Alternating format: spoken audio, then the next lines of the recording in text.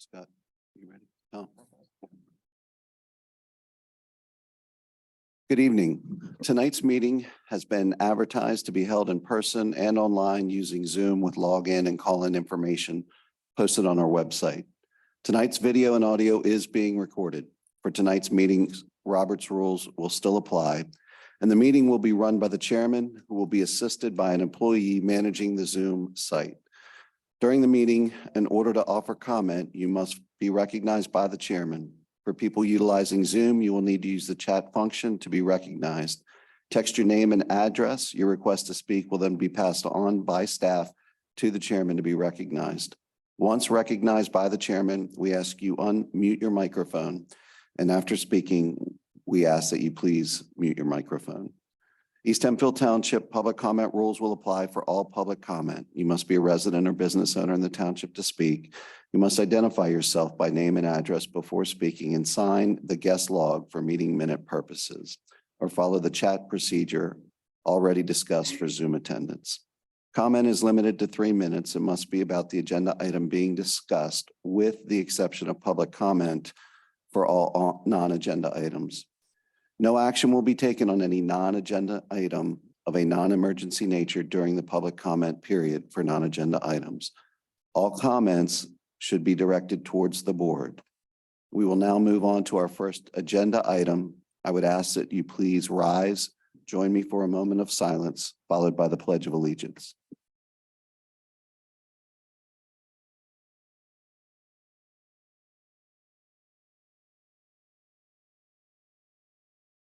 And now the pledge.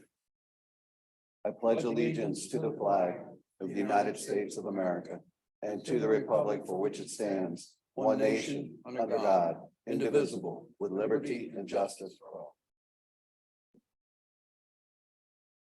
Thank you. Our first item on the agenda for business will be a public hearing. Sheets Incorporated for intermunicipal liquor license transfer at 1655 Roarstown Road. Oops. So while we're getting the microphone set up, this hearing is being held on behalf of the Sheets, which they're interested in transferring a liquor license at 1655 Roarstown Road. They're obligated to have this hearing under the Liquor Code of Pennsylvania. To add to the record, the hearing was duly advertised in the Lancaster newspaper on 3/20 and 3/27, and the property was duly posted on 3/24. Mr. Mark Kozer is here representing the applicant and will do his presentation. Evening. Good evening. My name is Mark Kozer. I'm with the law firm of Flaherty and O'Hara. I always like to plug our law firm when I'm before a group of people like this. Our sole area of practice is liquor law and liquor licensing. We do it throughout the state of Pennsylvania and across the country. This evening, I'm here on behalf of Sheets Inc. To request that East Hempfield pass a resolution permitting the intermunicipal transfer of a liquor license from outside the township to within it pursuant to the revised liquor code, Title 47, Section 461B3, for use by Sheets at, and I'm going to butcher the name of the street, 1655 Roarstown Road. As you probably know, since 2002, the liquor code permits the PLCB to approve the transfer of a license from any municipality in the county to any other municipality, so long as you, the receiving municipality, issues a resolution permitting that transfer. To make your decision, let me give you a little background on Sheets. Sheetz opened its first store in Altoona in 1952. Since that time, they've grown to Mr. Kozar, 30 stores in 6 excuse states. me. Yes, Are you going to have anyone testifying? no. It's just you. Yeah. I think we need to have you sworn in. No, that's Oh, fine. If thank you. that's- Yes. Okay.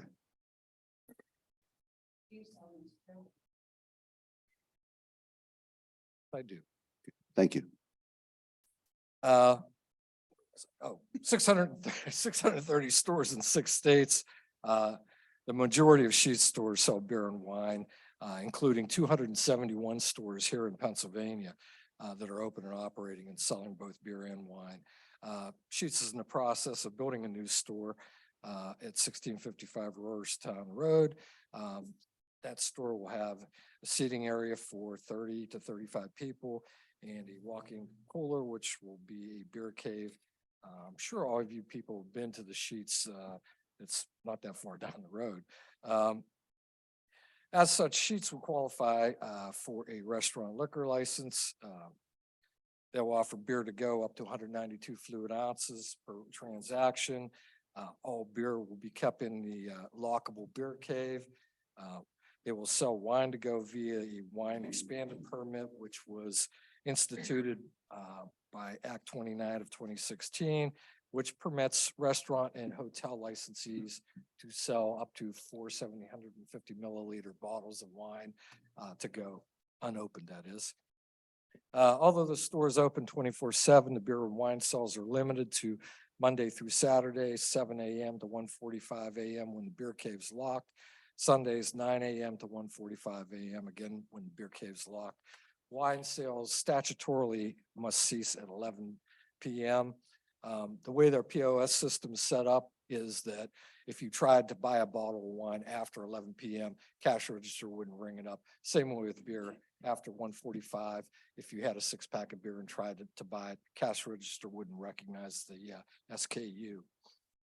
Although Sheetz would prefer not to do this, and we had about a 2-year battle with the PLCB, Sheetz is required by the PLCB to offer consumption of beer on premises. They'd rather not do it. It's very minimal and limited. You don't often see people sitting drinking a beer in Sheetz. The business model is you come in, you buy a bag of food, you buy a 6-pack of beer, and you take it home. They don't advertise on premises consumption. It's not a substantial part of the business. They don't have happy hours or drink specials. They don't have any draft beer. They don't have entertainment. They don't have video machines or pool tables or pinball machines that would keep people there. Again, you know, it's convenience store. Their whole theory is you come in, you buy the food, you buy a 6-pack of beer, perhaps fill up with gas, you go home. Sheetz has a very extensive responsible alcohol management program in place, and it starts with their carding policy. They have a 100% carding policy. This policy removes any gray area so that you don't have a clerk trying to make a determination whether somebody's 21 or not. It's kind of funny. I did a hearing a while back, and I mentioned the fact that Sheetz has a 100% carding policy. And one of the supervisors of that particular municipality was 82 years old. Well, he went to the local Sheetz and bought a 6-pack, and they carded him. And when I saw him next time, he laughed. He said, "Well, you were right. They do card everybody," and they do, and it works out well. They also have a unique policy in place that none of our other clients have, and that's if 2 or 3 people walk up to the cash register with a 6-pack of beer, they'll card all 3 people. And if any one of those 3 people is under 21, they won't make the sale. As a matter of fact, they'll clip the video footage of that proposed sale to keep it so that they can see who it is that was attempting to buy for a minor, and let their other people that work there say, "Hey, keep an eye out for this guy because it looked like he was trying to buy for a minor." All people that work in the store receive ramp training that's responsible for alcohol management program that was developed by the Bureau of Liquor Control Enforcement and the PLCB. Teaches people how to recognize fake IDs, how to recognize visibly intoxicated persons, how to recognize pass-off situations where you have somebody who's 21 buying for somebody who is under 21. In addition, all employees receive what's called TIPS training. It's a nationally recognized alcohol management training program. And with the ramp training, it's good for 2 years. So every 2 years, the employees need to renew their ramp training. Sheets actually has a great internal program to make sure their people all stay ramp trained. In addition to those types of things with respect to security, they also have, each store has between 30 to 45 security cameras in it. And the security cameras cover the whole store with the exception, obviously, the restrooms. But there's a camera in the beer cave, a camera on the door to the beer cave. Cameras can be viewed by management in the back, or oftentimes in Sheets, you see big screens up by the cash registers and they can monitor who's going in and out of the beer cave. It's also monitored by Sheets Security Operations Center in Altoona. They monitor the cameras for all 630 stores. It's kind of a weird building. I've been in it. There's no windows and it's just screens everywhere. And if you notice, most Sheets employees wear headsets or have a lanyard around their neck. Via those two things, they can call up to the security security operations center, and security operations can talk down to them and say, what's the issue? They have a list of protocols to address various types of situations. If in fact the police need to intervene, it's the security operations center makes that call to the local police department. And speaking of which, Sheets has always cooperated with the local police departments with respect to video surveillance. A lot of the cameras are outside the store. They point towards the gas pumps. Typically, Sheets is at an intersection. If there would be an accident in an intersection, the local police want their video. Sheets is more than happy to cooperate with local police in providing that type of video. Sheets is a proven responsible owner. Over many years, they've been licensed for over 20 years now. They're making a big investment in East Hempfield Township, and the investment will be protected by well-trained employees and responsible management. And for those reasons, I ask that you pass a resolution permitting the transfer of the license into East Hempfield Township. And if you have any questions, I'd be more than happy to answer them. Mr. LaFever, any questions? The only question I have is trying to recall if we approved one for the new Sheets on State Road, and I believe we did. We didn't approve a transfer to that one. There may have been one there already. No, that was a office building. I know I've been here before because when I pulled down the drive, I'm like, oh yeah, this is the place that has the beautiful facilities. Yeah, the Sheets across from the hospital had one. Yeah. I thought so. Thank you. Just a couple of questions. Sure. In the state of Pennsylvania, the number of stores, Sheet stores that sell liquor, do you have an approximate amount? Do all Sheet stores sell liquor? 271 stores have licenses and are open and operating. Has Sheets ever lost their license to sell alcohol anywhere? No. Okay, great. And why is it that you're required, I believe, to have an isolated eat-in area in the store? It has to do with how you lay the store out. There is a licensed area of the store and an unlicensed area. The PLCB won't license the whole store.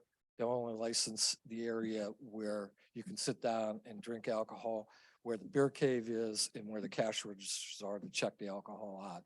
They don't permit you to have bulk items on your licensed premises. So it's really a function of the PLCB. Although they've told us they could license the whole store, they don't for some reason. Okay, thank you. Mr. Russell, No questions. Mr. Weaver? Nope. Okay, I have none. Anyone from the audience have a question? Okay. Hearing none, anyone from Zoom? Okay, hearing none, I would just restate that for the record that we did advertise on March 20th and March 27th. and the property was posted on March 24th as required. At this time, 7:14, we will close the hearing.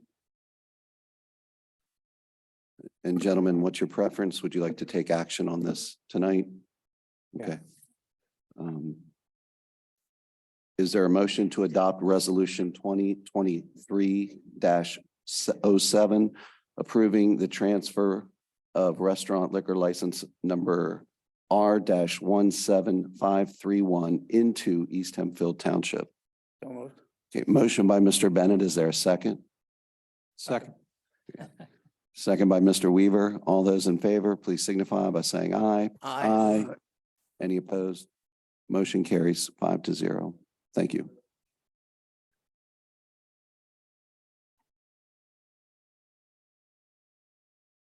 Up next on our agenda, we have the fire police oath of office. Jason Byler, William Nolt, and Zachary Shank. Gentlemen, if you could come up front, and I'm going to ask the board to come up front with me, and we'll administer the oath of office.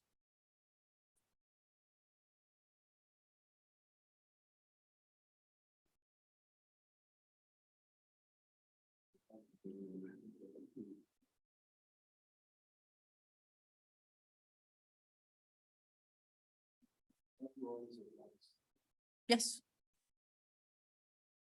So Jason, William, and after you would raise your right hand and repeat after me.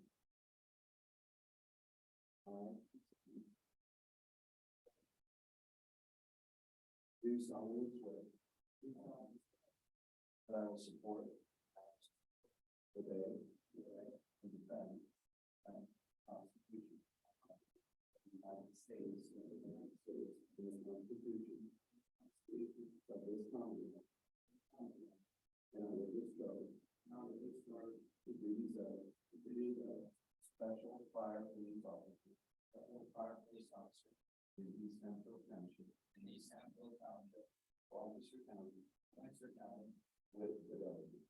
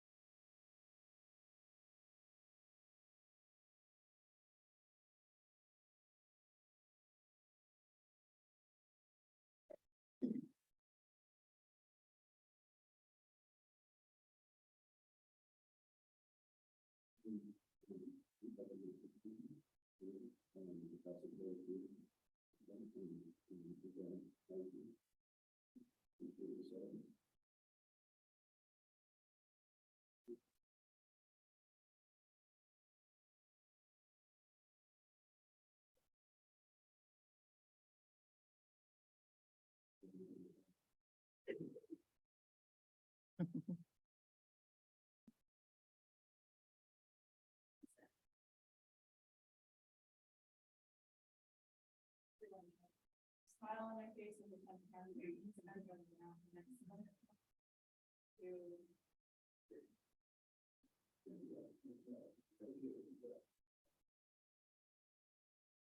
yeah.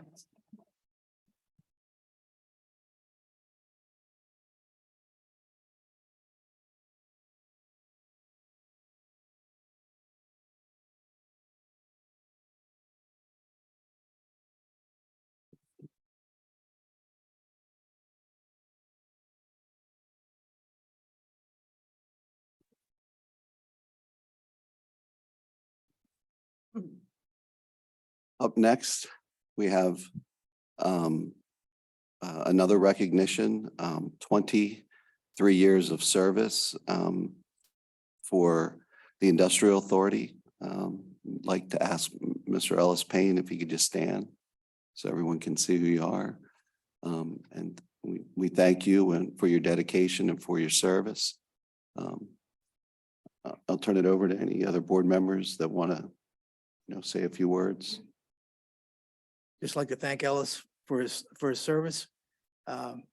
It's important that everyone in the community take some time to think about what you can do to give back to our township. Ellis certainly has done this through the time he's been part of the Development Authority, and again, we're greatly appreciative of that. Thank you, Ellis. Thank you. I think Mr. Fink is here also.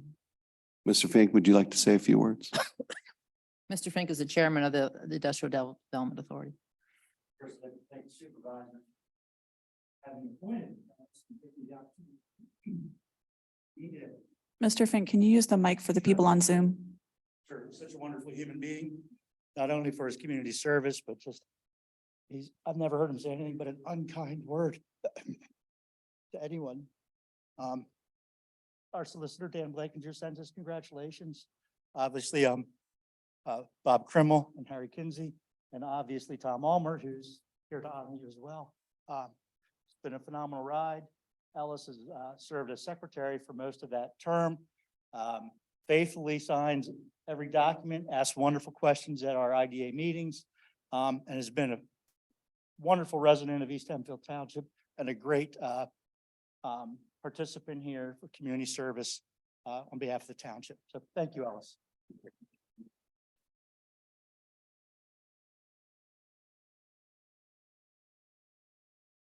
How about I read the resolution and we'll adopt it, and then can we get Ellis to come up and we'll take a picture if you're okay with that, Ellis?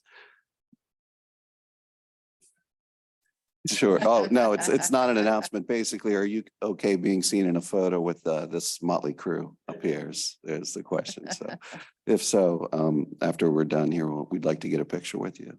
That's okay. Resolution and recognition of Ellis P. Payne, resolution number 2023-08.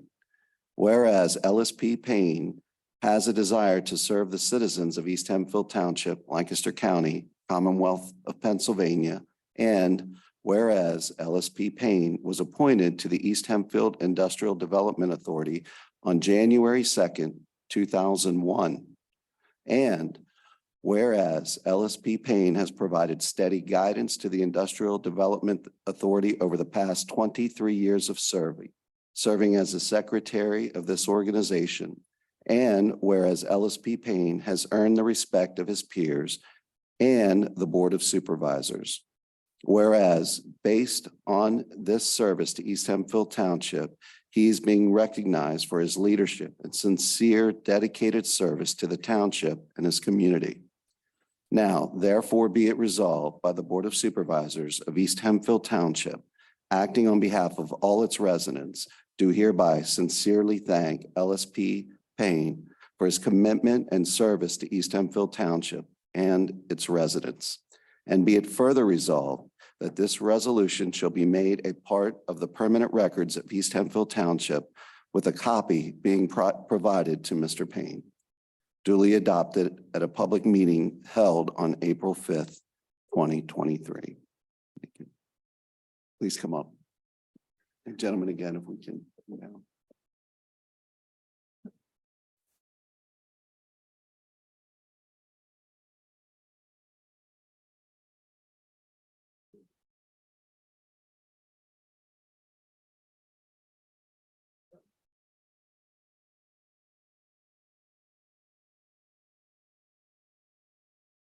No.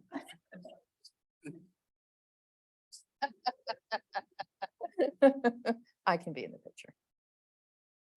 All right, 1, 2, 3.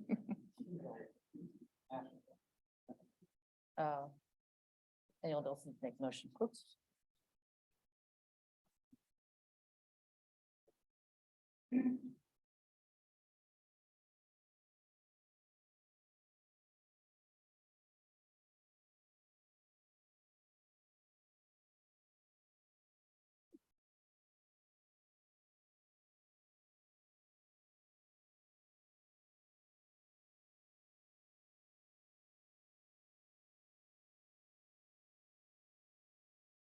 I make the motion to adopt the resolution, if you could, please.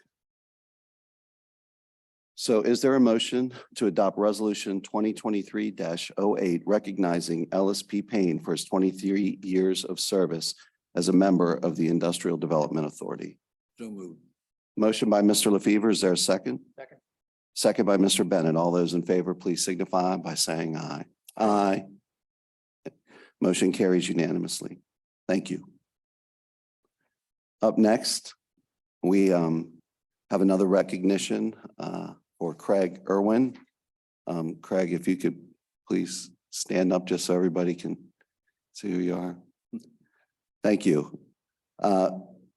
Craig has served on Roarstown Fire Company and has given many years of service to our community. I think all of us at one time or another have probably interacted with you over the years, and you've had to do a lot of educating along the way. So I'm sure that wasn't always fun. So anybody else want to say a few words? Just recognize the fact that we had 3 new members join our fire services, and obviously we have 2 of our stalwarts that are now making some changes at this point, and making some adjustments to their schedule and their lives. And I look at both of them back there, and I know how many years they volunteered and the selfless service that goes into serving the fire companies. As we were talking about the true community servant, that's what you have here. Just someone who's really truly served. Both him and Don Schellenberg are both great examples of community service. Couldn't agree more. Roarstown Fire Company would not have been as successful over the years and provided service to this township without Mr. Craig's involvement. Thank you, sir. I'd also like to support all that's been said here to this point, but I'd also like to point out, not only is he a member of the department, he's a leader in the department, and he will be sorely missed, I'm sure. Thank you. Thank you. And at this point, I want to turn things over to Mr. Kottmeyer. You gotta get it up close. Eat that mic. Mhm.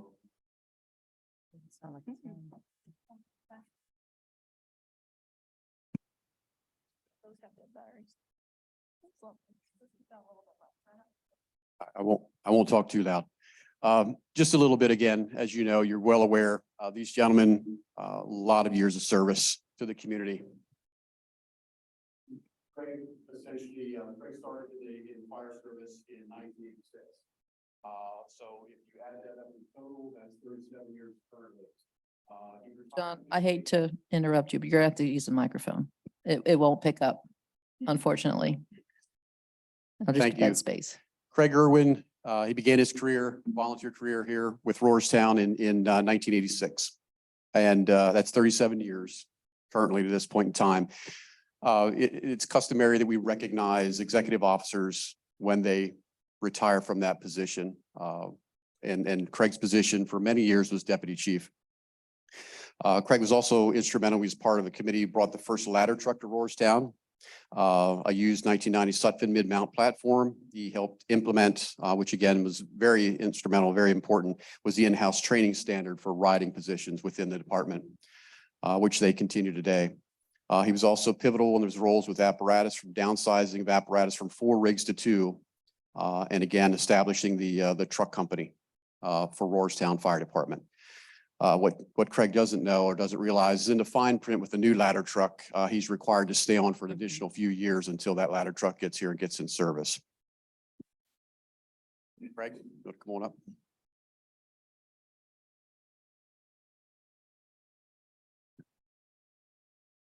Resolution of recognition of Craig E. Irwin, Resolution 2023-09. Whereas the Roarstown Fire Company provides first due fire services to East Hempfield Township and mutual aid service to the Lancaster County community at large.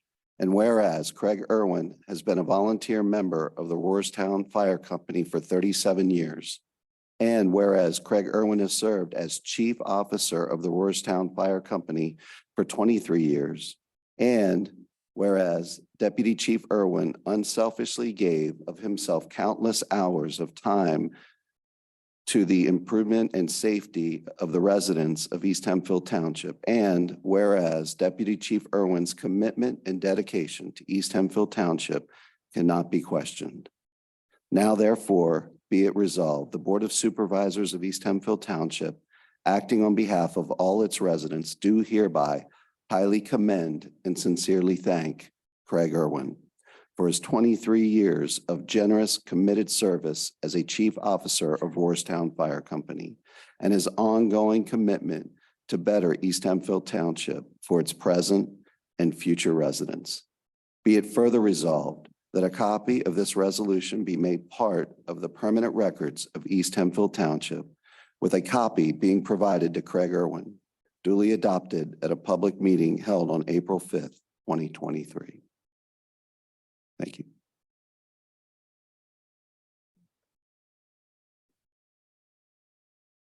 Is there a motion to adopt Resolution 2023-09, recognizing Craig Irwin for his years of voluntary service at Rohrstown Fire Company? So moved. Motion by Mr. Russell. Is there a second? Second by Mr. Bennett. All of those in favor, please signify by saying aye. Aye. Motion carries unanimously.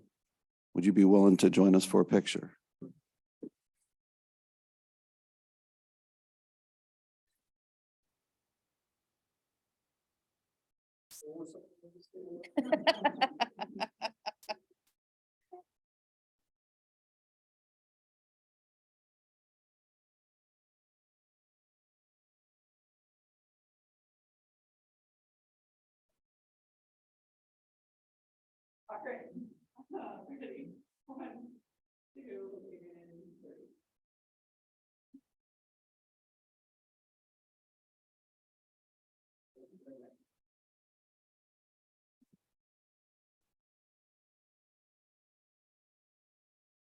Yeah. It-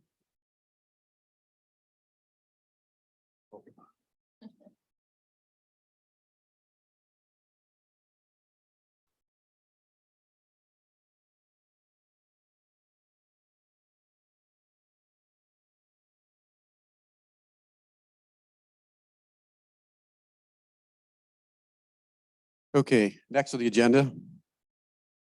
Not to interrupt. Nope, go ahead.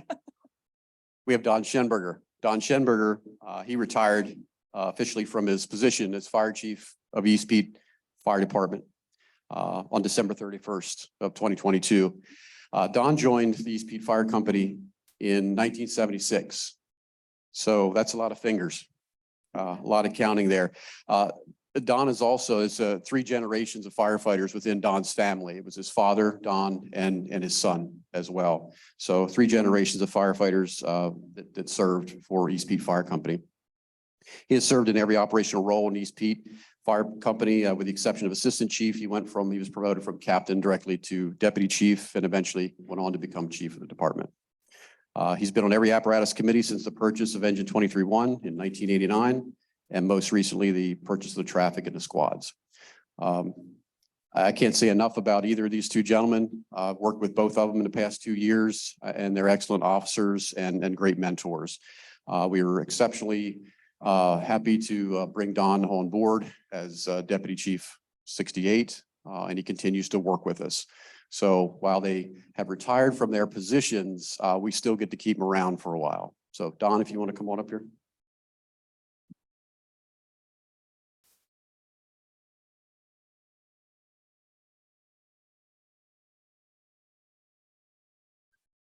Resolution of recognition for Donald J. Schonenberger, resolution number 2023-10. Whereas the East Petersburg Fire Company provides first due fire service to the northern sector of East Hempfield Township and mutual aid service to the remainder of East Hempfield Township and to Lancaster County community at large. And whereas Don Schonenberger has been a volunteer member of East Petersburg Fire Company for 47 years. And whereas Don Schonenberger has served as the chief of East Petersburg Fire Company for a total of 13 years. And whereas Chief Shunnenberger unselfishly gave of himself countless hours of time to improve the safety of the residents of East Hempfield Township. And whereas Chief Shunnenberger's commitment and dedication to East Hempfield Township cannot be questioned. Now, therefore, be it resolved by the Board of Supervisors of East Hempfield Township, acting on behalf of all its residents, do hereby highly commend and sincerely thank Don Shunnenberger for his 13 years of generous, committed service as the fire chief of East Petersburg Fire Company and his ongoing commitment to better East Hempfield Township for its present and future residents. Be it further resolved that a copy of this resolution be made part of the permanent records of East Hempfield Township, with a copy being provided to Donald Shunnenberger, duly adopted at a public meeting held on April 5th, 2023.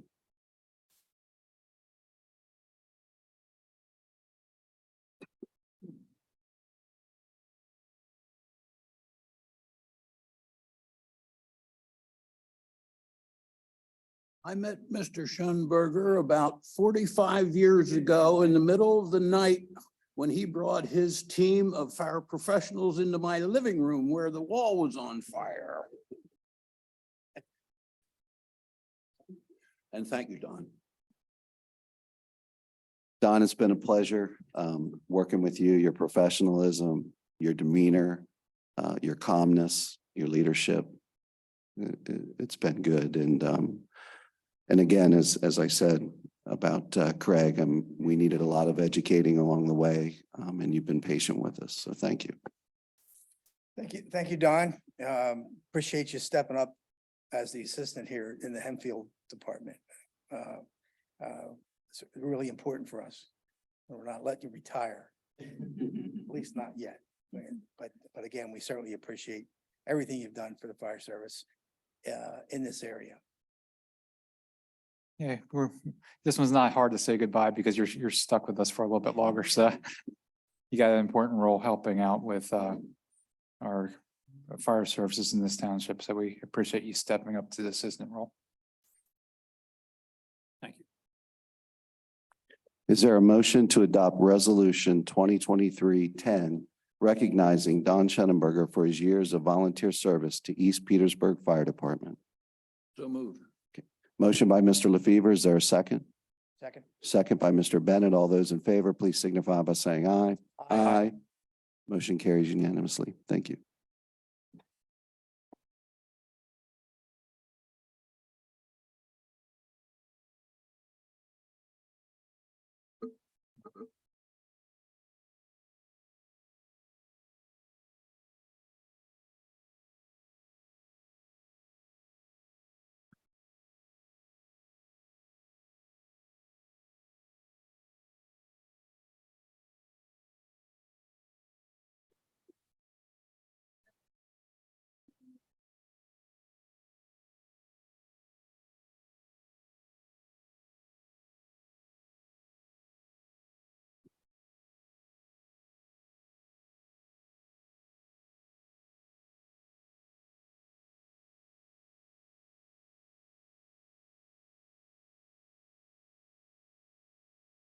Okay, up next, a recognition for Timothy Nice. Did I say that correctly? Niece, Nice. and they're not here. They're not neither here. one of them, Okay. no. Okay, well, I'm going to read the resolution then. Recognition of Timothy Nice, Resolution 2023-11. Timothy P. Nice has a desire to serve the citizens of East Hempfield Township, Commonwealth of Pennsylvania. And whereas Tim joined the Public Works team at East Hempfield Township on September 21st, 2005, and most recently served as crew leader for the team. And whereas Tim unselfishly shared his skill set with all members of the Public Works, teaching and mentoring throughout his career. And whereas Tim has supported the mission of East Hempfield Township throughout his 17 years of service to the township. And whereas based on this service to East Hempfield Township, he is being recognized for his leadership and sincere dedication to serving the residents visitors, and staff of East Hempfield Township. And whereas Timothy P. Neese has earned the respect and appreciation of his coworkers, the Board of Supervisors, and the citizens of East Hempfield Township. Now, therefore, be it resolved by the Board of East Hempfield Supervisors, acting on behalf of all of its citizens, do hereby sincerely thank Timothy P. Neese for his commitment and service to East Hempfield Township and to the residents. And be it further resolved that this resolution be made part of the permanent records of East Hempfield Township, with a copy being provided to Mr. Neese. Duly adopted at a public meeting held on April 5th, 2023. Mr. Madonna, would you like to say a few words?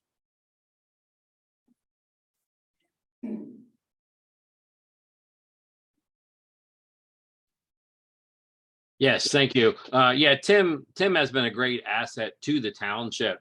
His skills that he brought, with him to the township have saved, the township tons of money and time with just his fabricating skills and just his leadership.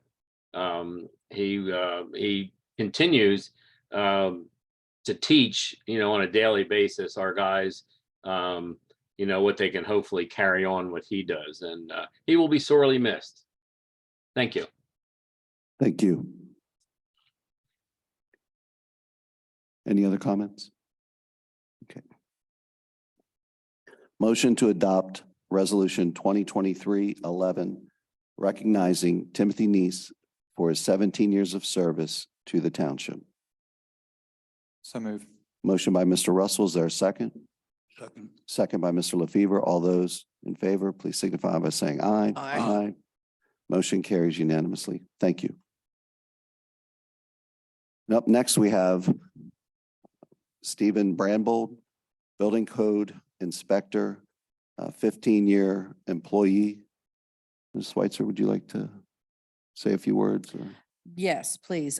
Steve Brandville came to the township, like Tim, with a wealth of information, a wealth of knowledge, and a wealth of skills. The Pennsylvania UCC board, I think, has 16 to 20 certifications. I believe Steve has all of them. He has done our commercial building inspection. He does residential. He's handled our building code official activities, which involves really running the program for the inspections. So he also will be sorely missed. Thank you. Anyone else? Okay. I'm going to read the resolution. Recognition of Stephen D. Brandvold, Resolution 2023-12, where Stephen D. Brandvold had a desire to serve the citizens of East Hempfield Township, Lancaster County, Commonwealth of Pennsylvania. And whereas Steve joined the administrative team of East Hempfield Township on February 19th, 2008, appointed as building code official and inspector. And whereas Steve has brought steady, grounded leadership to the team, providing a solid base of knowledge to guide building construction in the township. And whereas Steve has supported the mission of East Hempfield Township throughout his 15 years of service to the township. And whereas based on this service of East Hempfield Township, he is being recognized for his leadership and sincere dedication to provide property owners within the East Hempfield Township community with a positive building construction experience. And whereas Stephen Brandbold has earned the respect and appreciation of his coworkers, the Board of Supervisors, and the citizens of East Hempfield Township. Now, therefore, be it resolved by the Board of Supervisors of East Hempfield Township, acting on behalf of all of its residents, do hereby sincerely thank Stephen Brandvold for his commitment and service to the East Hempfield Township and its residents. Be it further resolved that this resolution be made part of the permanent records of East Hempfield Township, with a copy being provided to Mr. Brandvold, duly adopted at a public meeting held on April 5th, 2023. Is there a motion to adopt Resolution 2023-12, recognizing Stephen Brandvold for his 15 years of service to the township? So moved. Motion by Mr. Bennett. Is there a second? Second. Second by Mr. Weaver. All of those in favor, please signify by saying aye. Aye. Motion carries unanimously. Thank you. Up next, we have the consent agenda. The consent agenda consists of routine items that require very little discussion or debate. Is there any discussion on the consent agenda? Only that I'll be abstaining. Anyone else? No. Okay. With that, is there a motion to approve the consent agenda items A through I as presented? So moved. Okay, motion by Mr. Bennett. Is there a second? Second. Second by Mr. Weaver. All those in favor, please signify by saying aye. Aye. Opposed? One abstention. Motion carries 4-0 with one abstention. Thank you. Action items. Adam Rhoda, East Side Drive, requesting UGI installation to occur at his residence. I guess we need a road cut. Is that correct? A road Okay. cut for a UGI installation, yes. That road was last paved in 2019. We have a 5-year moratorium on road cuts. It has to be approved by the Board of Supervisors. I don't know if Mr. Roder is here or not. No. He was going to try to, oh, he's online. If you have any questions for Mr. Roder, he's certainly available. It's basically pro forma. We've done them before, but we do like to control it through action of the board. Any questions or comments from the board on this? And we've had no issues with UGI in terms of complying with the pavement repair. Barry, you want to go take that one?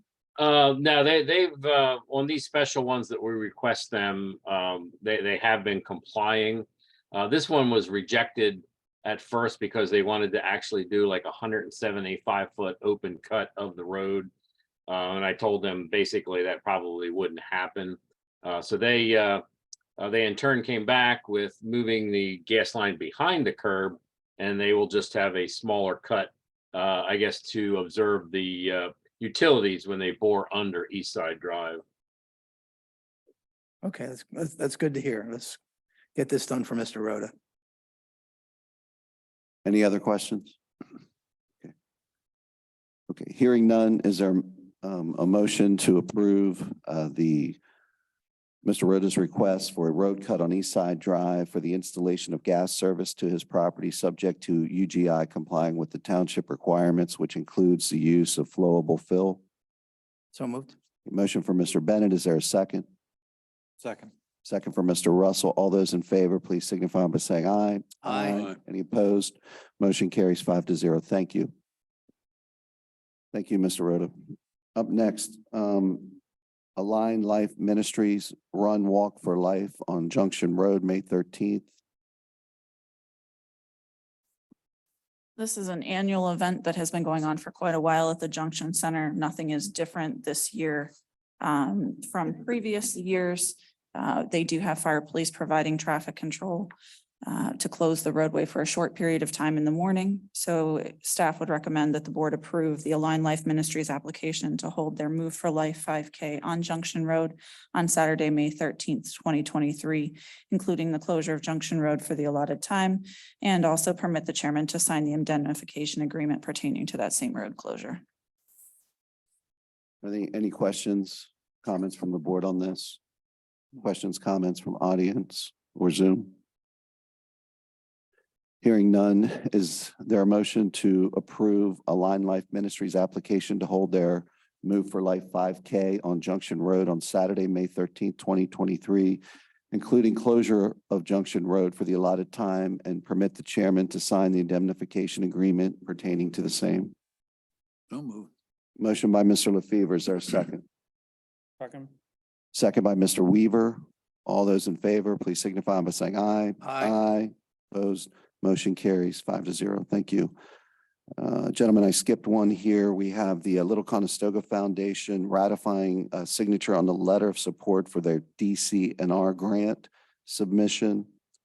So Is the it- letter of support was written and submitted to them because of DCNR submission requirements. It needed to go out as quickly as possible. But this is just to ratify the fact that the board acknowledged public support of this and to have them move forward. They're asking for a grant of $756,000. Any questions or comments from the board on this? Any questions or comments from the audience or Zoom? Okay. Hearing none, is there a motion to ratify the authorization for the township manager to sign the letter of support for the Conestoga Foundation DCNR grant submission? So moved. Motion by Mr. Bennett. Is there a second? Second. Second by Mr. LaFever. All those in favor, please signify by saying aye. Aye. Any opposed? Motion carries 5-0. Thank you. Aher Wetlands Creation Project. Award of planning bid to the low bidder, Bright Fields Incorporated, Wilmington, Delaware, in the amount of $75,990. So this project is ongoing currently on the east side of the Amos Herb Park. It's going to be a extension of our trail system as well as a wetlands creation and a meadows area. The bid that you have before you is for the plantings for that project, which had to be bid. And of course, Brightfield is a low bidder, which is within budget constraints of the project. So were those plants specified by our engineer or, Yes, okay, yes, so they just basically took the plant list and gave an estimate? right. There will be one planting. Uh, Yes, with guarantees of them coming back to replant if they don't take. Okay, but 76,000 is the outside on this project, right? The bid project. the bid. Bid amount is what is going to, it's going to cost, yes. Okay, thank you. It's not an estimate, it's actually a bid. And this is part of a bigger picture of us addressing some stormwater issues along that stretch of the creek. Yes. Any questions or comments from the audience or Zoom? Okay. Hearing none, is there a motion to award the planting contract to the low bidder, Bright Fields Incorporated of Wilmington, Delaware, in the amount of $75,990? So moved. Motion by Mr. Bennett. Is there a second? Second. Second by Mr. Russell. All those in favor, please signify by saying aye. Any opposed? Motion carries 5-0. Thank you.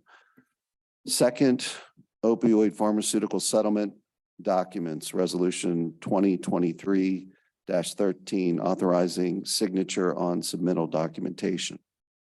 So last year we had the first one, it was a different group of pharmaceutical companies. We essentially adopted the same process with a resolution.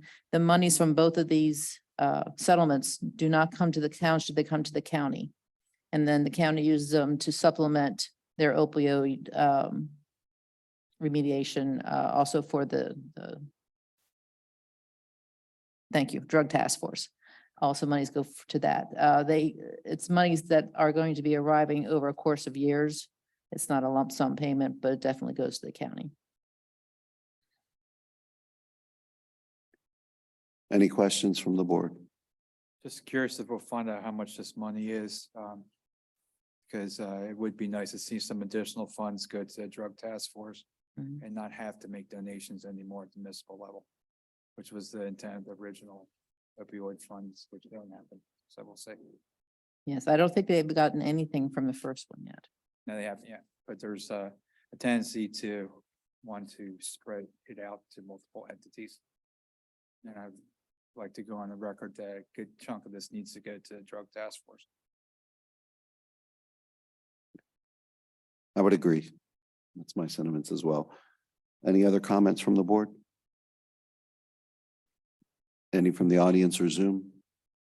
Mr. Rope, if you could come to the microphone, state your name and address. Up 121 Meadow Creek Drive. Can you explain this? Purpose of it, what is it? It's a lawsuit that was against all the pharmaceutical companies. And this is, it's like a settlement arrangement for these companies because of their abuse of opioids and their distribution of opioids across several years. They were sued. They were sued. Like a class action? Class action suit, yes. Suit. There's a class action suit, and that's part of the settlement is the municipalities need to agree to the settlement. Otherwise, we could individually also sue them if we didn't sign these agreements. Yes. Mhm. Any other questions or comments? Okay. Hearing none, is there a motion to adopt Resolution 2023-13, which authorizes East Hempfield Township to enter into the settlement agreements with Tevia, Allergen, Walgreens, Walmart, and CVS, and agree to the terms of the PA opioid misuse and additions abatement trust? So moved. Okay, motion by Mr. LaFever. Is there a second? Second. Second by Mr. Russell. All those in favor, please signify by saying aye. Any opposed? Motion carries 5-0. Thank you. Up next, the Norfolk Southern amended agreement for Old Roarstown Road project to adjust pricing and to remove protective services from the agreement. So we have an agreement currently with Norfolk Southern for the Old Roarstown Road Bridge project. It's about halfway through the project. Norfolk Southern recently changed their methods of doing flagging services, which they call protective services. The agreement we have in place now currently includes them. They no longer provide that service because of staffing issues. So that's being removed from the agreement, and pricing adjustments have been done. That requirement now falls on the township, which then falls on the contractor. And that's essentially what this does, is changes that agreement for You s- protective services. You said that there was pricing changes. Is there any additional cost to us that's not covered by the pricing changes? We're still responsible for 2.5% of the project, Right. which this will increase the project cost, yes. Okay. Because it's now moving from the Norfolk Southern to our contractor. And there's only 2 companies that currently do that in the country, protective services. So I'm not quite sure how that's all going to work out. We have the same situation coming up in Centerville Road. The contractors are working with those 2 agencies in an attempt to get things scheduled. Sounds like I got a new business opportunity idea. There coming is. up here. Is this on the main line or is this on the spur that goes to Lancaster Junction? I honestly don't know where it goes. It's a bridge, overhead bridge At with Florrie with Mill? our bridge underneath it. Yes. Goes to Alcoa. I think that's the Oh, one that goes to Lancaster Junction, which is Oh, I very think that's what it limited, goes by. twice a day, 6 cars maybe. Nevertheless, it's going to take a full-time effort. Yeah, we're really not touching the tracks. We're working underneath, but we still require the protective services. So in the middle of the project, they're changing the rules of the game Correct, and increasing our cost. correct. It's And important there's to nothing note we can do about it. they changed it across the country. So Norfolk Southern as a corporation is no longer providing protective services. Well, I understand that, but usually once you have something in place, I can understand in the future if you want to change how you do business, fine. But in the middle of a project, And I get that it's very frustrating, but the bottom line is there's nothing we're going to be able to do about it here at this level, unfortunately. Just like it took how many years for us to get that project on State Road moving forward, because that they get to operate completely independently and we have to wait on them no matter how long it takes. So it's the same situation. I just ask that at the end of the project, we identify how much of an increased cost we had on this project based upon that change in that situation. Not sure what we'll do, but let's at least know what it cost us. Any other comments or questions on that? Okay, any from the audience? Okay, Mr. Rowe.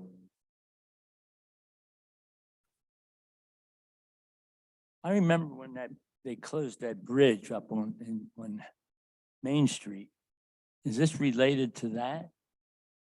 This is off of Old Roarstown Road and I guess it would be Dairy over there. Dairy and McGovernville Road. Oh, this is another place. The bridge is actually in Manheim Township. So What are they doing that we're paying for part of it? whenever you touch a railroad area, doesn't have to be in the tracks, just in the area, they're required to provide protective services. Those services were provided by Norfolk Southern in the past. They are no longer being provided by Norfolk Southern. They have to be contracted out. Protective service. Flaggers, Oh. people stationed in the area Okay. to alert to trains. When is this supposed to be done? The project's ongoing now. They can't proceed with this particular section until this agreement's signed Okay. and in place.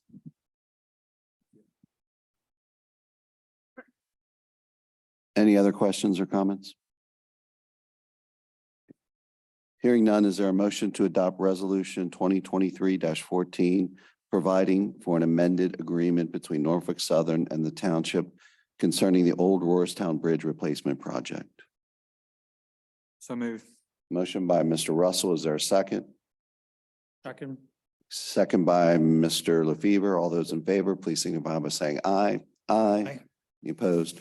Motion carries 5-0. Up next, old business. Is there any old business? Hearing none, is there any, under new business, we have PSAT's resolution and nominations report. Does anybody want to comment on that? I'll run with it actually. So we have Nate is our voting delegate. Typically, we should give guidance to our voting delegate. PSATs has, after 2 voting sessions ago, made some bigger changes to the process. The nominations and resolution committee now either proposes approve or oppose and gets rid of the undecided one that they used to do, which caused a lot of problems. So you'll see here, the majority of them have support, and then there's a couple that they oppose and they give reasons. And most of the reasons why there's an oppose is either there's too much ambivalence in the motions we propose, or it's redundant to something that's already been adopted by PSATs. But these resolutions that get adopted at PSATs then are what PSATs uses to take before our elected officials and to act on our behalf for keeping local government as responsive as we possibly can make it, and to try and control some of the overreach at the state level. So this is a pretty important process, although it's a symbolic process when we do these votes as an association. So with this being new business, I would ask that everybody just take a look at these. And if there's any where you might have a personal disagreement with what the resolution committee made, just to maybe at the next meeting, bring up what the concerns might be. But then this would be the roadmap for Nate to vote on, as well as it's my roadmap to vote on as representative for LCATS too. So I have looked through it and I'm pretty much going to be voting straight up with the way PSAT's been recommending. But that's the purpose of it. So if anybody has any input, to bring it up at the next meeting. Yeah. And the PSATs is the week after our next meeting, so. Okay, very good. Little Conestoga Creek Foundation Blue-Green Quarter Project update. They provided us with a quarterly update. It's pretty extensive in terms of what they're doing.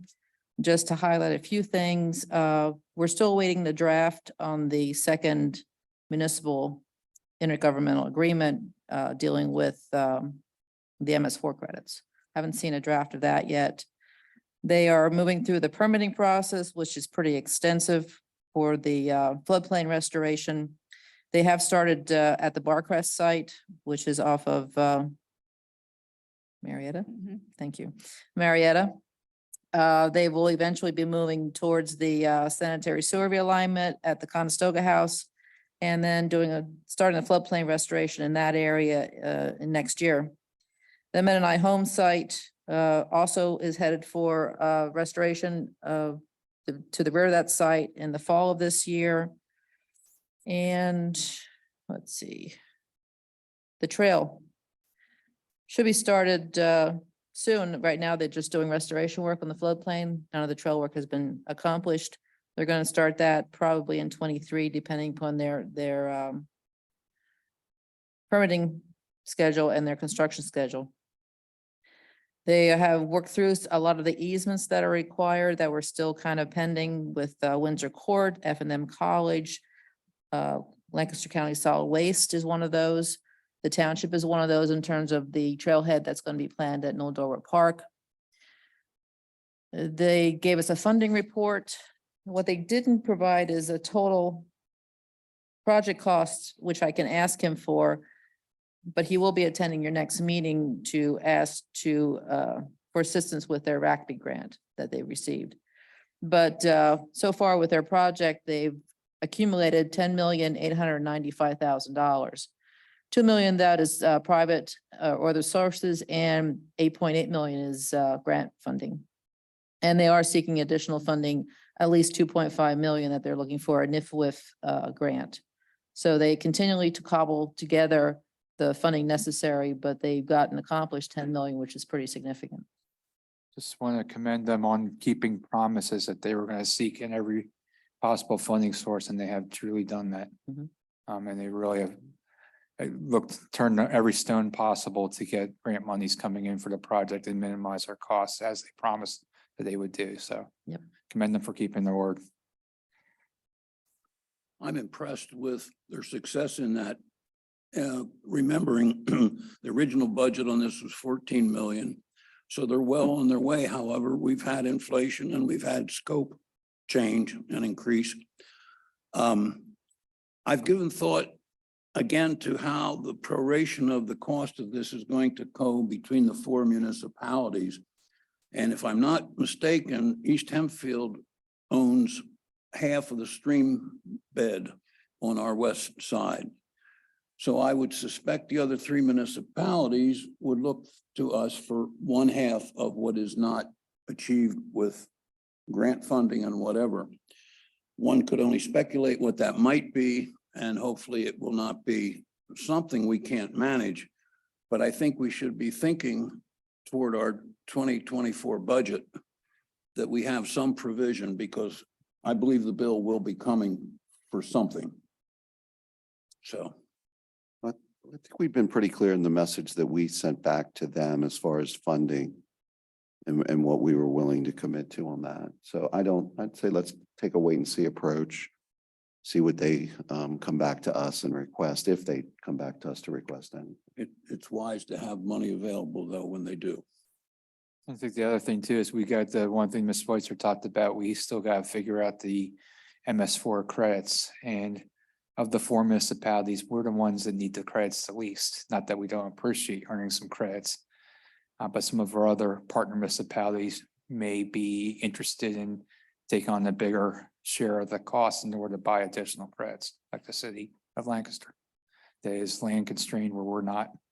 So I think we got a lot of us, like our chair has said, we got maybe just a wait and see approach. Our next step is to see how what's going to come out with this credit share, and then what the interests of the other 3 municipalities are for maybe improving their lot of credits in the process. This is a very cost-effective way from a taxpayer perspective for us to get MS4 credits. So not quite as good as having Lime Springs just build us a floodplain restoration on their ticket, but this is a very good, effective way to kind of meet our MS4 obligations. Any other comments from the board? Questions? Good. Questions, comments from the audience or Zoom? Okay. Hearing none, public comment. Is there anyone in the audience that wishes to make a comment to the board? Okay, come on.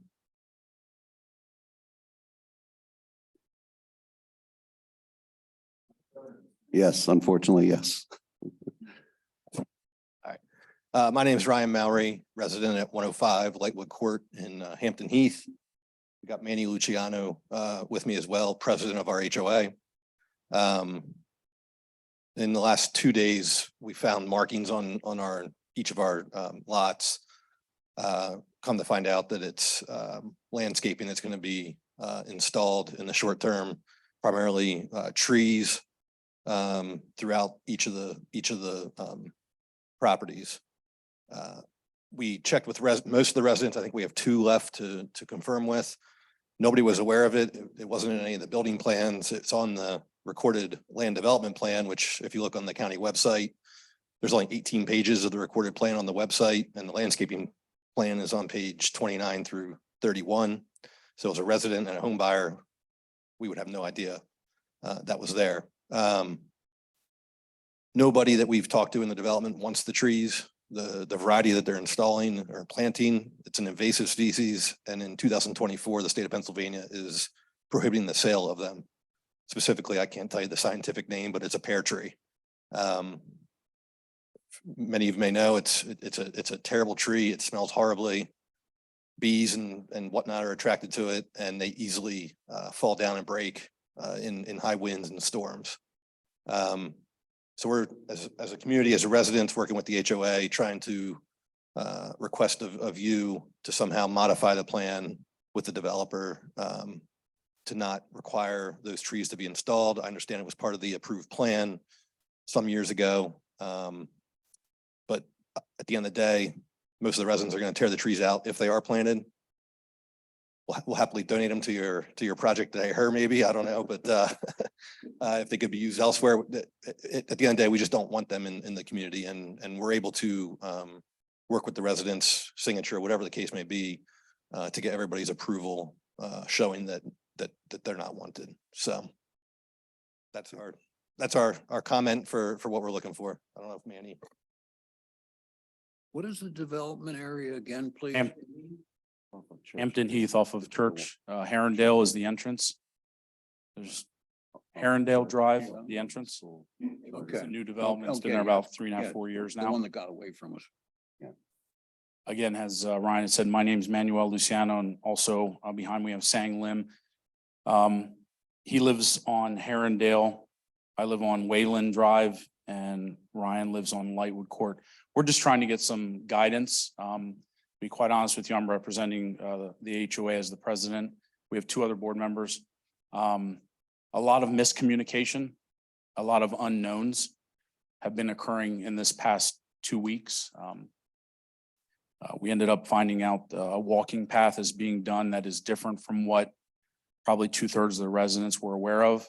But we've come to understand what's going on with that with the developer, and that's Costello Builders. The reason why we're here is just getting your guidance on what we can do and to get a straight answer. We've dealt with our management company, Pennsylvania management team. Serena has helped us with the HOA. She's made some calls and has gotten some info, but we haven't gotten an answer as to what can and can't be done, either speaking with Township or Costello Builders. It's kind of like, well, you got to take care of it. They got to take care of it. And of course, the development was built by Keystone, and we all but confirmed that they have nothing to do with this part. So we just want some guidance on how we can, honestly, 30 residents, 30 homes, not have these trees put. As Ryan stated, they're placed in areas where near electrical boxes.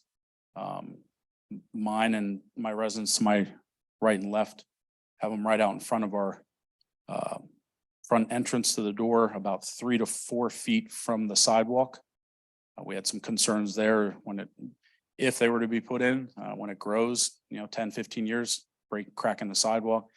So again, just getting some guidance. I went around last night for about an hour, was able to get to at least 75, 80% of the residents, and not a single one want these trees placed there.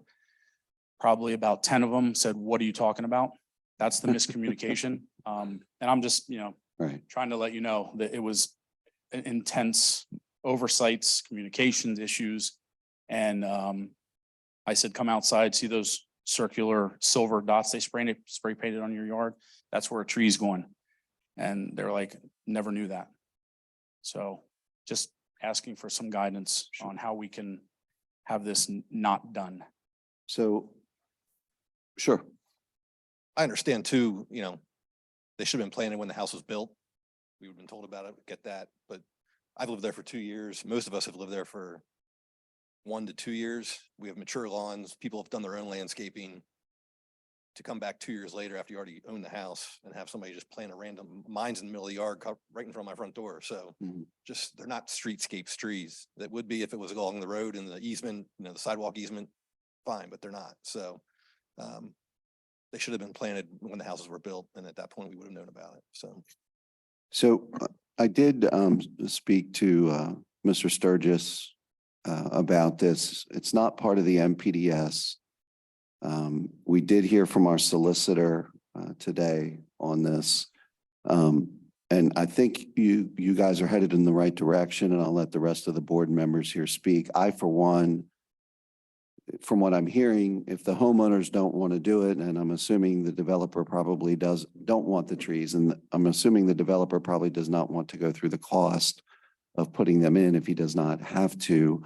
I mean, for me, I would be in favor of, granting that waiver, but this solicitor said there is a procedure that would need to be followed, and it would require unanimous consent from all the home buyers. So one holdout, just so you know, ruins what we would be able to do.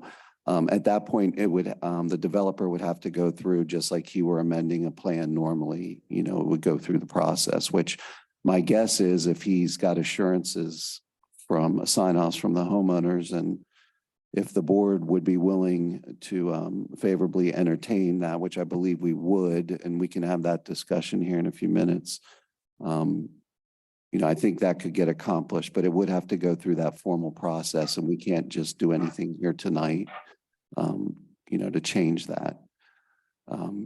So at that point, I'm going to say I'll turn it over to the rest of the board, see if you guys have any questions on this or any. Can I just, the issue I see is the developer is getting ready to do the work in a matter of days.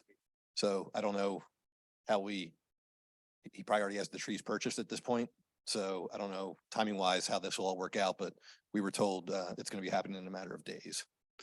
I'd say let's us have a discussion here first. My guess is it's Costello, so he's got other communities that they could put trees in if they need to.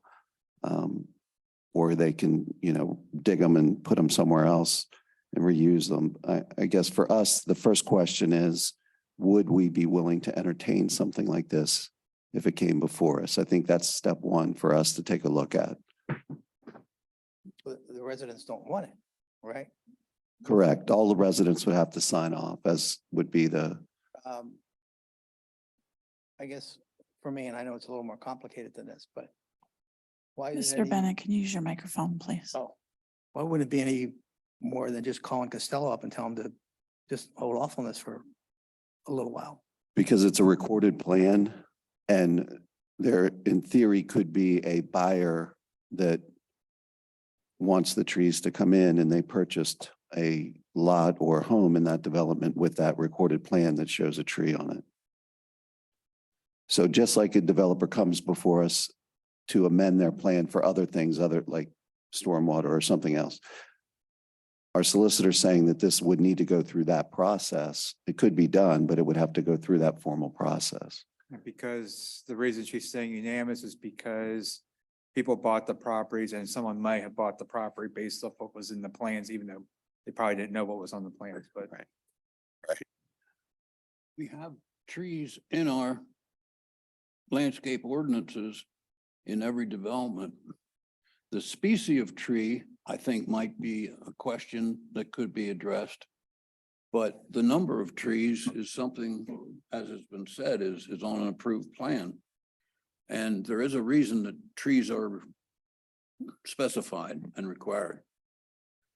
So I guess if you could maybe simply get Costello to change the species, no way.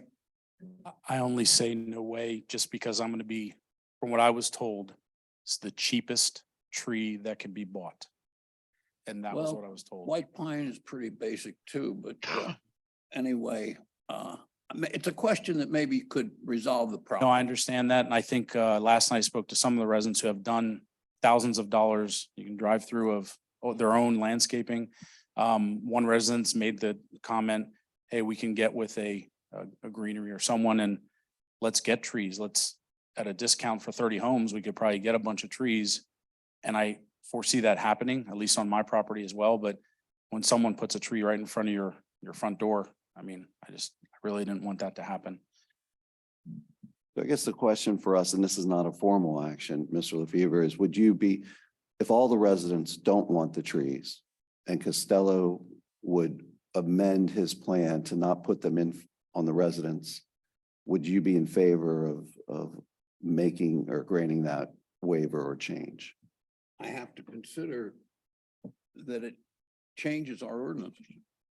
It steps away from our requirement for trees in every plan. Agree with that. And That's in our Saldo, maybe? What is that? Where's that regulation? I think it would be the Saldo, maybe? But, That is in the Saldo. okay, so that's precedent for other developments. So if we're not looking for street trees and other developments, I don't think to waive it on this development, it's the old saying, then, Landis Farms has street trees. I could go either way. I think they look nice when they grow nice and big. We have shaded streets. But I think if we grant this waiver, then we need to, Well, now we've I set- guess it would be a modification. It would be for the residence area, not for I believe there's some other open space areas that would have trees on there Right. as well. So this would just be concerning the residents' trees. The way you handle it, a compromise would be that it's a design modification, not a waiver. Waiver means it's as if the requirement doesn't exist. A design modification says, this is what the design says, here's an alternative plan. And we have done that on multiple projects in the township where landscaping plans have had modifications that put the same number of plantings, but they did them in different ways that were more context sensitive to the site.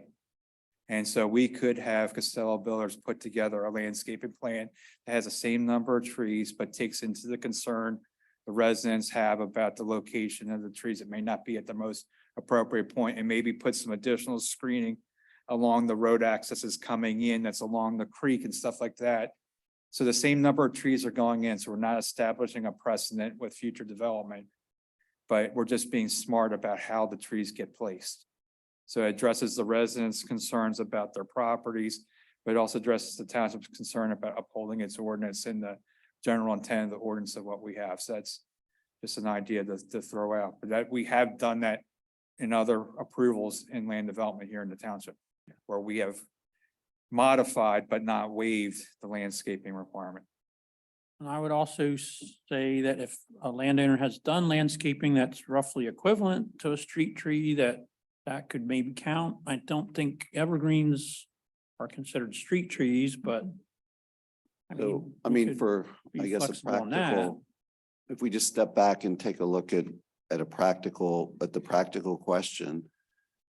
We have residents that don't want the trees, that most likely will just rip them out. And we're going to force a developer who wouldn't want to put them in anyway to put them in, creating aggravation and problem for the residents. I mean, that's the way I'm kind of sizing this up. So if there's a way to avoid that, my guess is if you go to the developer and say, I want a modification and I want this, and I want you to go to every homeowner and see where they want the tree, he's going to be like, look, I got 2 weeks until I can dedicate this development. I have no interest in doing that. I've already bought the trees. Either the trees go in or they don't, or I put them somewhere else, that's fine, but I don't think you're going to get a whole lot of, there's nothing in it for him to gain at this point.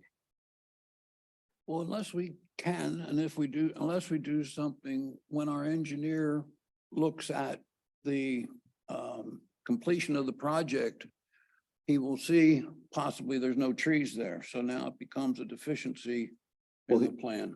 He's allowed to put them in. That's the issue. Well, I understand that, and I'm trying to, I think what I propose is actually pretty simple. I mean, we grant what the properties want. They don't want the trees on their properties. The developer knows that. We submit a modified plan that doesn't show them. They're planting someplace else on site. We have the approach road in where you can double up the number of trees or something. Yeah, I'm all right And with that. we're not violating we're not Okay. changing any precedent with how we handle in the past, but we're granting the same kind of relief that we've done with other land development projects. And I'm sure the developer can hit the pause button for a week or two to kind of get this whole agreement thing with all the residents to have to be on board first before we do this again way. And then it's just a matter of doing the modified plan process, and that can be expedited too. The green space in there is, I think, a floodplain. So there, I don't see a lot of space where you can relocate the trees on that project. The other thing is we have a recorded plan that shows the trees, so I don't know if that'd have to be re-recorded or how that would be handled. I mean, it's sort of like any other thing that's shown on the plan, like a street light or, I mean, to me, you can't just take the street lights out because they're shown on the plans and there's a reason that they're there. Trees are a little different, and I also agree that the species, if that's a problem, doesn't matter if that was changed to something more native or something like that. But I don't know if it's a simple matter of just saying you don't have to put them in at all. Just one more thought, and I don't know how Costello would respond. Hopefully he would respond favorably, or yes, favorably. Would be if you would approach him that for an upcharge, you could select a different tree. And obviously you're going to have to pay, but I think if you tear his out, you're going to want to put something else there anyway. So maybe you could work something out that way. The other issue is location. I don't know how you guys define street trees, but these aren't street trees. They're in the middle of front yards. Well, I understand that. Those are the ones that each property owner could elect with Costello's cooperating a different tree. I go back to if the homeowners don't want it and we get a unanimous, doing what our solicitor says, it has to be unanimous, then we just open up a plan modification. We make the changes. We alternate the locations so that we're addressing their concerns. We record the plans, it gets built, done. There's just going to be a delay in planting, but this can be done in a way that accommodates what they want and also stays true to our ordinance.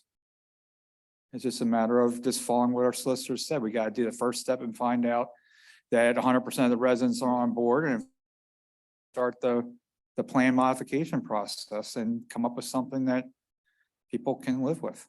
I think Landis Farms, I think they put trees in the floodplain. I mean, I don't know that there's, I mean, if they could go in there, that would kind of solve the problem, I think. So our entrance, and I apologize if I interrupted you, when you come in Herondale, there's trees the whole way. Go up and around. I understand what you're saying as far as trees for the residents. Most houses, one tree, but we do have several houses that have 2, 3, and I think there's 1 or 2 houses that have 4. And they're just wherever the circle was spray painted. So it's just that. And last night, talking to about 22 houses out of the 30, all of them said, can I put a tree where I want to put a tree? And yeah, I'm okay with putting a tree in our yard, but not right there when I take a couple steps out in front. So I don't know what the answer is going to be. I am not an attorney. No attorney here. These properties have been sold and settled for 2+ years. They're trespassing. Costello's trespassing. I'm sure that probably somewhere in their documents, somewhere that they signed some type of paperwork that allows the developer to finish and dedicate. I the believe community. so. We have on our board, I mean, she's an attorney. She does different type of work, but that was mentioned. Because we brought it up right away. Why, how can they come on? Some residents like, what's that? And I told them, that's where your tree's going. They can't come onto my property and put a tree. Well, yes, they can as part of the dedication process of checking the boxes that the township requires before they will say, you are now dedicated. And so we did talk about that. So I appreciate you Yeah. bringing that up. What Oddly was our solicitor when she said, what does she need for it to be a unanimous consent of the property owners? Is it a signed document? What does our solicitor need for us to take this next? Well, step? there's concern, as you had mentioned, that if down the road, 1 or 2 of the property owners say, well, I never got my tree, they will come back to the township and say, what happened? And that's what she's talking about, unanimous. So it has to be a unanimous, It- just remove It it would from be a the simple plan. form, is what she said, a unanimous consent form. Okay.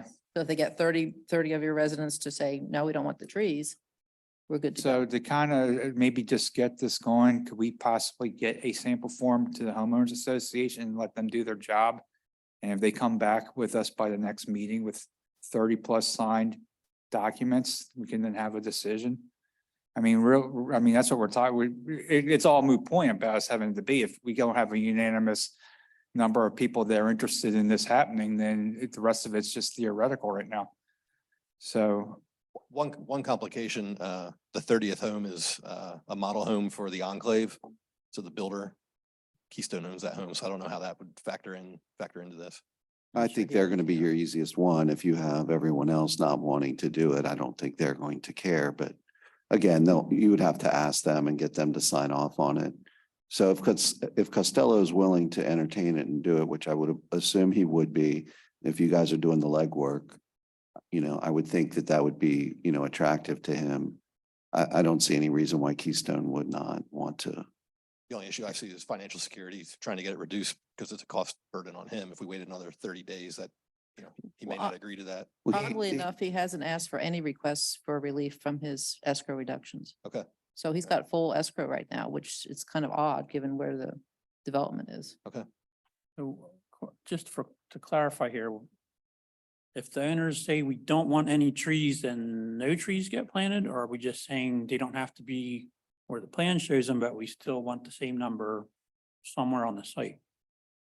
I'm not really in favor of just saying no trees at all, unless we're gonna, No trees in the development? Because there are plenty. We're There's- talking the 30, so you're probably talking 30 and then maybe 40 total of the residents that would not be there. Uh, But some of the residents, if you drive through, have trees planted already.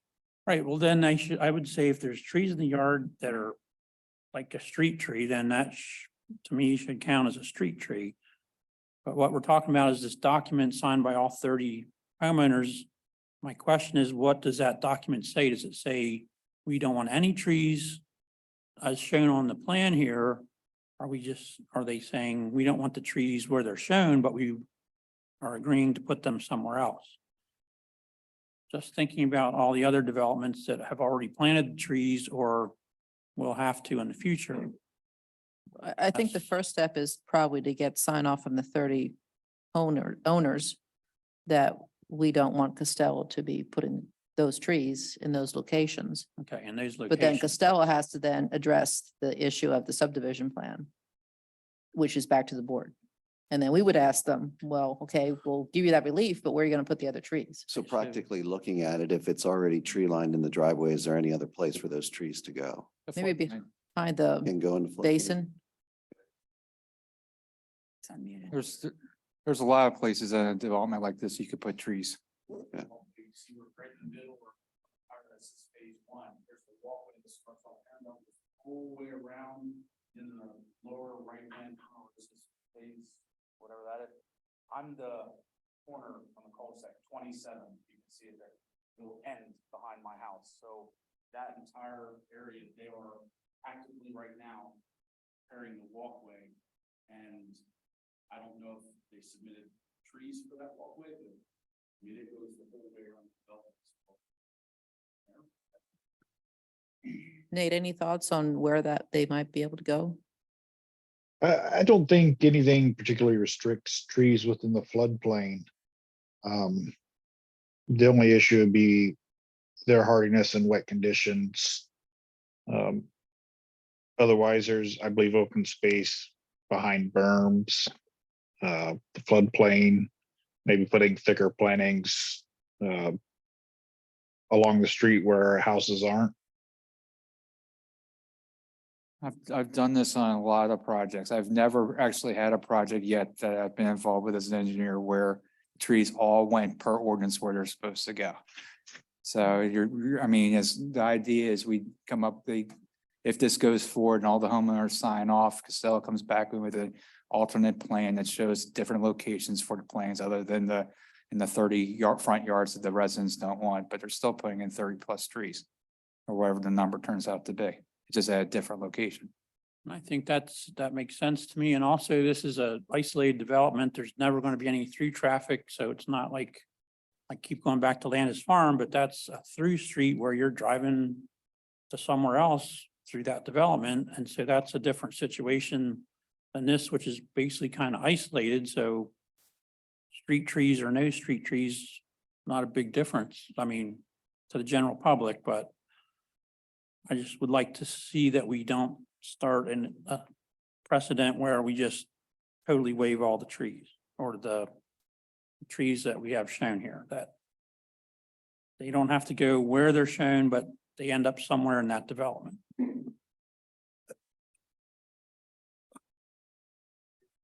Street.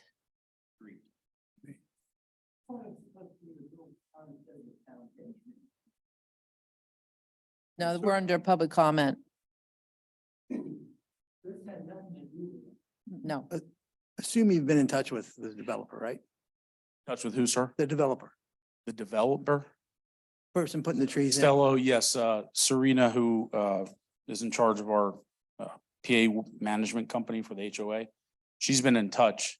We asked for a Zoom meeting so we could talk about it. Right. And my understanding, it was Mr. Costello was away on vacation, but he had someone providing her guidance. And the guidance was, we have to come to township if there's gonna be any change. And we're like, okay, well, what do we gotta ask them? And there wasn't a confirmed or definite question. What do we have to ask you for us to do? Other than us saying none of the residents want the trees. Well, so we could get back to Costello and just tell them that we're considering a modification at this point. To the No, point. no. We can't do that. The modification has to come in his request. He's already got an approved plan. He has to request from us the All modification. right, well, then that's the message. Right. Get back to him and say, you need to, we're asking you to contact the township and ask for a modification. And we can reach out to him too, Yeah. can't we? We can that's reach what I out was to gonna him as suggest. well. We'll just Okay. reach out to him. Thank you. Okay. And we'll reach out to our solicitor and get a form to, We to waive it appreciate that. or Not to, whatever. I mean, he has gotten back in touch with us on occasion, but the last time about the Zoom call, we were ghosted. We didn't hear anything for 3 days. But this is a two-way street. Once that form gets to you, you Sure. guys have a job to do too. I'm We're on not, it. we're not twisting people's arms, the Nope, township. not an issue. So if I understood everybody here correctly, so that we can give them the right information, that we would be willing to entertain a modification to the plan and that the trees would just simply be planted somewhere else on the site, correct? We're not eliminating the trees, but we would just take them out of the front yards or backyards or wherever on the property and they would go in the floodplain or open space area. Is that here? okay? Yes. Right, okay. So you've got the nod of all five of us that we would be willing to help you if at all possible. So, Understood. Thank you for your help. okay. Cindy, If you guys can all make sure that you signed in and that your email addresses are on there and I will legible. do that. I'll put the email address for the management company and let her know that she'll be getting an email. Thank you. thank you. We actually need your names on the sign-in sheet. Okay. Yes. And then if you also want to add the management company, that would be great. That way we have it. Is there any other public comment right now? Yes, Mr. Roop. This had nothing to do with the stream, having these trees along a stream. No, Mr. Roop, so we had moved on several other items from the stream. We are down to, He said there's a stream behind that development.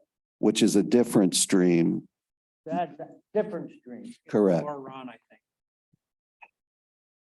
Let's you guys bring some detail on something we can look at. All right, thank you, Mr. Roop. Thank you. Then you talk to each other, we can't even hear what he's saying. Okay. All this knowledge and we don't hear it. Mr. Roop, Public meeting, right? it is. Why don't you act like it is? Mr. Roop, please sit down. Thank you.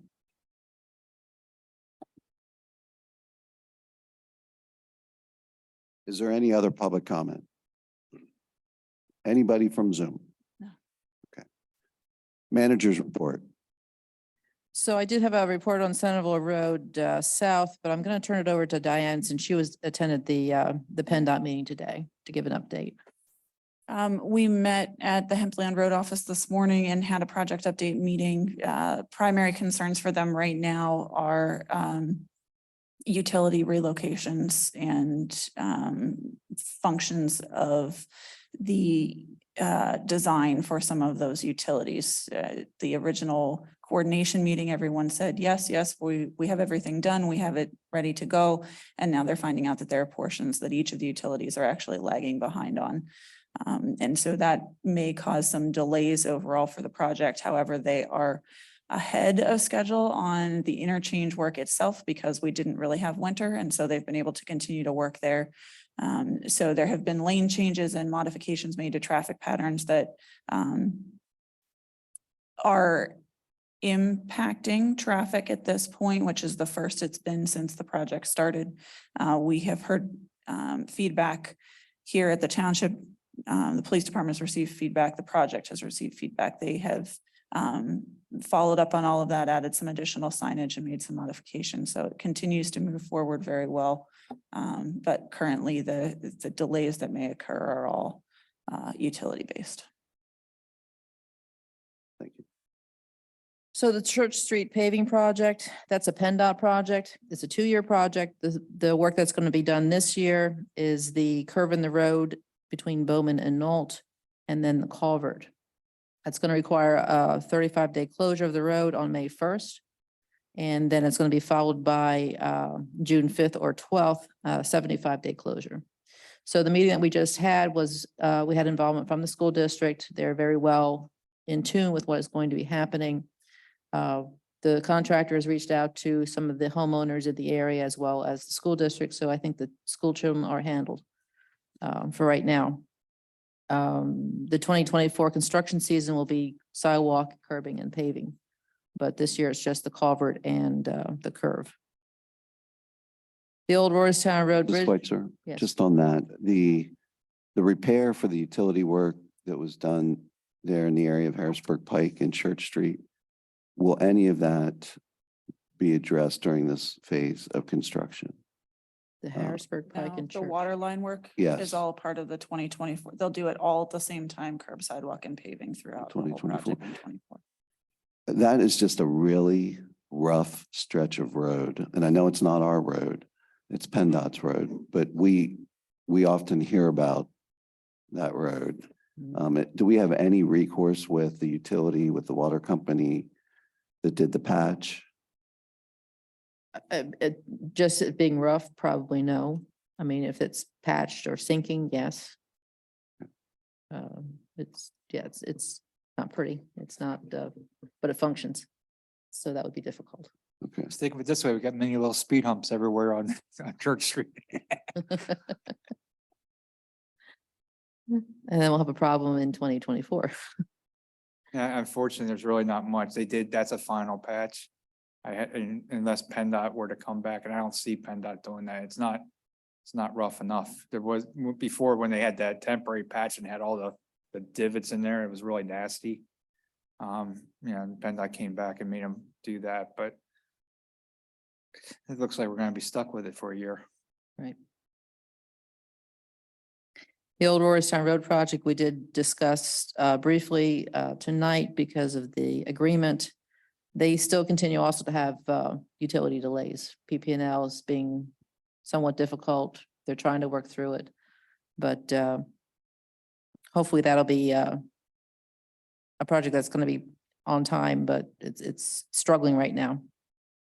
The Farmingdale Road project, we have a meeting on tomorrow, actually, which hopefully I will get a schedule for that, so we'll know what's going on there. We were waiting for the contractor to find the mast arm delivery, so apparently he has that, so there should be a schedule forthcoming. The Dairy Road project is in design phase. We just got word today, there's a concern about the bridge and changes that have been made by, as far as the construction or the sturdiness of the bridge. So we're gonna have to make some modifications there just to satisfy PennDOT. I just got it today, so Chris Bauer from Bowman Company is looking at that and will advise us what we have to do, knowing that we're going to be replacing it in 2024. This is the NBIS report or something like that? I'm sorry? NBIS Bridge Structural Report or something like that we got? It came from Mackin Engineering. Yeah. So it's a. It wasn't an actual inspection. It's new procedures and requirements that came down from, I guess, PennDOT regarding bridges. And the barriers that we have now can stay, but we have to put barriers on additional areas on the bridge. So it's not, it hasn't been a change in the structural capacity. This is all about the approach barriers. There is concern that it might affect structural capacity, Okay. and Chris Bauer has concerns that trucks won't be able to use it. So he's going to take a look at that. Okay. The Route 72 Lidditz Road project, we had the cost estimate being completed by Bowman Company. That went up to the legislators. Representative Miller and Senator Ament have it in their hands. It came in at $605,000. We have 175 of that already through a grant from Senator Ament. So they're hopefully we'll be able to find $430,000 in order to do that. The reason that cost estimate has come floating around is the scope of work for that project has expanded because we needed to deal with the BR Kreider entrance. So hopefully that can be addressed and we can get some funding and get that work accomplished and put those signals at that intersection. And that's not going to be, Signalization, or is this for a roundabout? This is signalization. and this is not wasted money either. This is that their driveway, when the roundabout goes in, is going to have to get eliminated anyways. Right. So this is kind of taking something that's going to happen a few years from now and accelerating it to the front so that Kreider can still operate the way they operate. This is a significant impact to their business if that driveway gets impacted or restricted like PennDOT was originally proposing. So all the parties have agreed that this is the best route to go now. Now they just have to figure out the funding. At this point, we indicated in the meeting that the township simply can't cough up another $500,000. This truck study, we're still waiting for the draft report. I did reach out to Bowman Company and that report should be forthcoming sometime in April. So we'll have that on the board's agendas probably in May, early June. The Stony Battery Trail, we met with the property owner. We provided them insight into what can be done with their shed. We are still waiting for them to get back to us in terms of what they're willing to allow us to do. Ms. Schweitzer, reference to that Stony Battery Trail, any word on the utility movement at the other end there by Nolt? The path's still not in there. I think they're waiting on some pole relocations or wire relocations. At the intersection of Nolt and Stony Stony. Battery, yes. Perry, could you address that possibly? Yes, the actual PP&L was in there just last week. They did move the poles back. We had to press them very hard to get that done because our paving is going to start in April here on Stony Battery Road. So they did move that back. I do not know a schedule for when they will, I guess, complete final paving of their trail portion along there, because they do have some topsoil work and stuff to do, you know, along with that trail. So Perry, I'm not sure if they need some of those grounding wires or something to be relocated. It looks like it from the naked eye, it looks like it almost intersects with the path coming off the pole. I know there was some talk about a different kind of ground or guy wire there. They were supposed to do the one that actually comes down at an angle and then has a pole that sticks out to kind of bridge over top of like the trail. I haven't really seen exactly what PP&L did there yet, but I imagine, you know, the developer there will have to make whatever you know, repairs are necessary to get that functional. If I would imagine PP&L would have to actually do that work, correct? Correct. Yeah, they would have to put the guy wire in. Right. I don't know. Do we have any pull on making sure that they do that? I don't want it to, it just seems like that little bit of the leg has been held up for quite a while. If there's Yeah, anything we can do. Originally, I know there were some issues with engineering there. There was some question as to where the actual edge of the road was. And we met with them several times to let them know that those poles did need to go back because PP&L already did move them once. And I think that was their concern, that they had to pay again to have the poles moved. But I will go out there tomorrow and just see exactly what they put in. And we'll have to get a hold of the developer to, if it's not correct. I'm sure they'll realize it too when they go to pave, the rest of that trail, that they won't be able to get their equipment under it if they put the guide wires in the wrong place. Okay. Yeah, we'll reach out to the Thank you. developer and kind of coordinate. It looked like the storage unit had started on their work. Okay.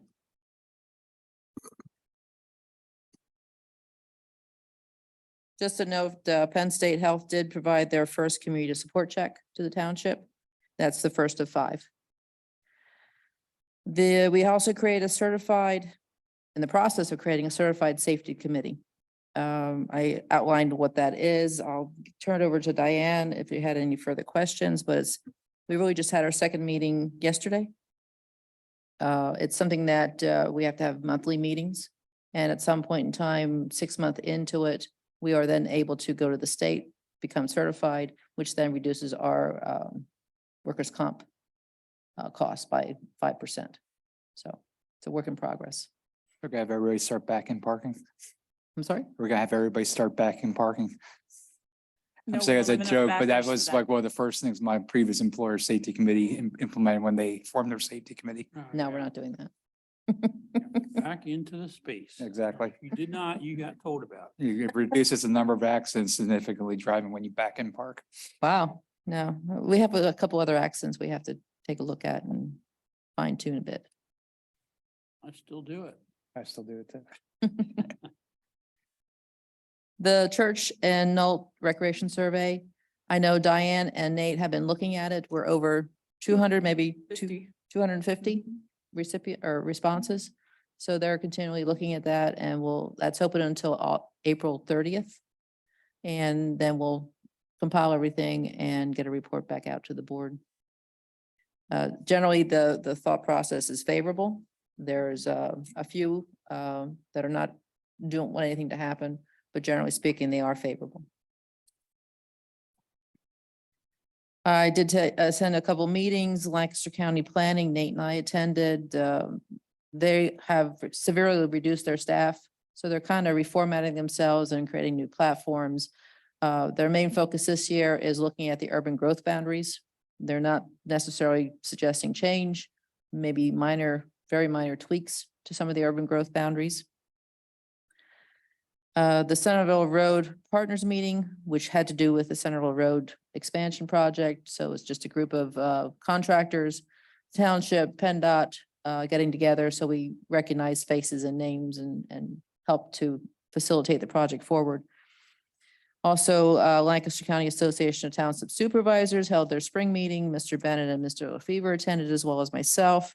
We got a briefing from several legislators and also a rundown from the sheriff's office, which was quite interesting. Also attended Senator Ahmed's spring meeting this past, well, actually Monday or Tuesday, I can't remember, Tuesday. He was very optimistic to be working with Governor Shapiro. They plan to tackle the police radar issue. They indicated that the FOP is no longer an obstacle, so that's a positive. He is also very passionate about making PA attractive to the businesses and industries. He's looking at corporate tax structure and streamlining the permitting process. Some of the people that were there talked about the MPDS permits, the length of time it takes, and how that has a detriment effect on getting business into the Pennsylvania. Concludes my report.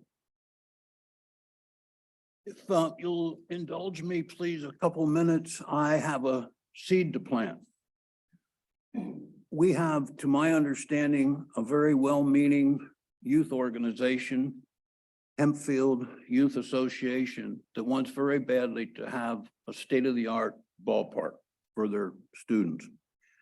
And as we've discussed and know, there is challenges in trying to fund that with the plan that we have regardless of whether you try to do a bit of it now and then add to it or whatever.